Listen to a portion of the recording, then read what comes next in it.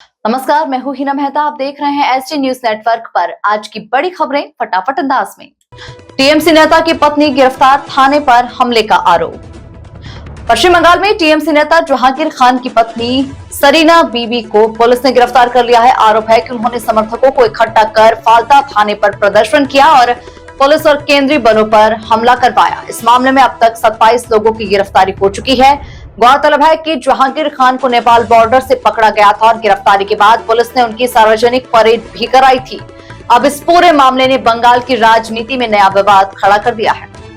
ओडिशा को 47,600 करोड़ की सौगात। प्रधानमंत्री नरेंद्र मोदी ने ओडिशा में भाजपा सरकार के 2 साल पूरे होने पर 47,600 करोड़ रुपए से अधिक की परियोजनाओं का उद्घाटन और शिलान्यास किया। कार्यक्रम में राष्ट्रपति द्रौपदी मुर्मू भी मौजूद रही, जिनका आज जन्मदिन भी है।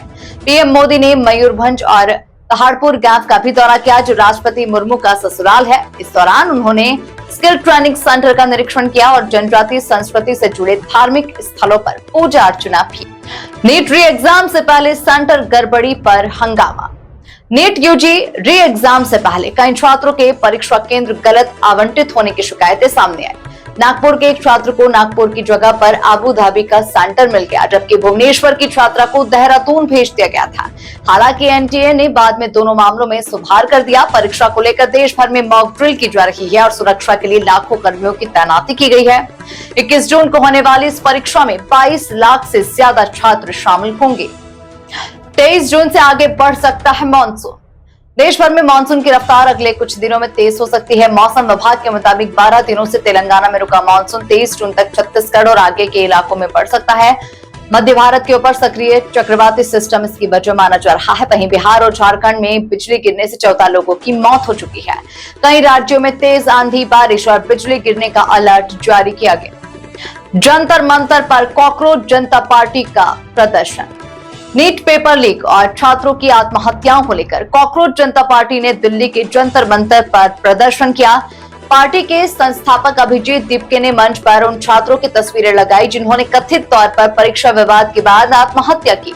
उन्होंने प्रधानमंत्री को पत्र लिखकर पीड़ित परिवारों को 1-1 करोड़ रुपए मुआवजा देने और केंद्रीय शिक्षा मंत्री के इस्तीफे की मांग की है। पार्टी का कहना है कि युवाओं के मानसिक स्वास्थ्य पर गंभीर असर पड़ रहा है। पति बना कथावाचक, तीसरी शादी का आरोप। हरियाणा के पलवल से एक चौंकाने वाला मामला उजागर हुआ, जहां एक महिला ने आरोप लगाया है कि उसके पति ने पहली शादी छिपाकर उससे दूसरी शादी की और बाद में मथुरा जाकर कथावाचक बन गया। महिला का दावा है कि अब उसने तीसरी शादी भी कर ली है और दूसरी महिला के साथ रह रहा है। साथ ही बिना जानकारी दिए पुश्तैनी जमीन भी बेच दी। महिला ने पुलिस से कार्रवाई की मांग की है, जबकि आरोपी पक्ष से अब तक कोई भी प्रतिक्रिया सामने नहीं आई है। योगी का सपा कांग्रेस पर बड़ा हमला। ललितपुर में एक जनसभा को संबोधित करते हुए मुख्यमंत्री योगी आदित्यनाथ ने समाजवादी पार्टी और कांग्रेस पर जमकर निशाना साधा, जहां उन्होंने कहा कि सपा के लिए सिर्फ सैफई ही परिवार था, जबकि उनकी सरकार प्रदेश के 25 करोड़ लोगों को अपना परिवार मानती है। योगी ने आरोप लगाया कि पिछली सरकारों ने माफियाओं को संरक्षण दिया और बुंदेलखंड को पिछड़ेपन की ओर धकेला। उन्होंने ब्रह्मोस मिसाइल और रक्षा क्षेत्र में यूपी की उपलब्धियों का भी जिक्र किया। गाजी मियां दरगाह में करोड़ों के गबन का आरोप। बहराइच की प्रसिद्ध गाजी मियां दरगाह में करोड़ों रुपए के कथित गबन का मामला सामने आया है। भाजपा अल्पसंख्यक मोर्चा के प्रदेश अध्यक्ष ने आरोप लगाया है कि पिछले 20 वर्षों में चढ़ावे और अन्य मदों से आई रकम में बड़े स्तर पर अनियमितताएं हुई हैं। मामले को गंभीरता से लेते हुए प्रभारी मंत्री ने जिलाधिकारी से 15 दिन में रिपोर्ट मांगी। अब इस पूरे मामले की जांच और संभावित कार्रवाई पर सभी की नजरें टिकी हुई है।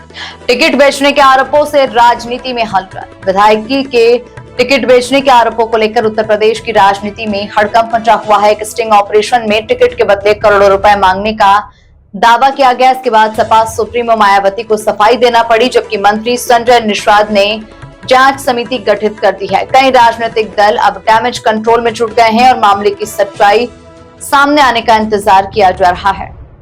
पाकिस्तान में 2 बम धमाके, 7 लोगों की मौत। पाकिस्तान के बन्नू जिले में हुए 2 बम धमाकों में 7 लोगों की मौत हो गई, जबकि 3 लोग घायल हो गए। पहला धमाका एक यात्री वाहन को निशाना बनाकर किया गया था। घायलों को अस्पताल ले जाया जा रहा था तथा दूसरा विस्फोट हो गया।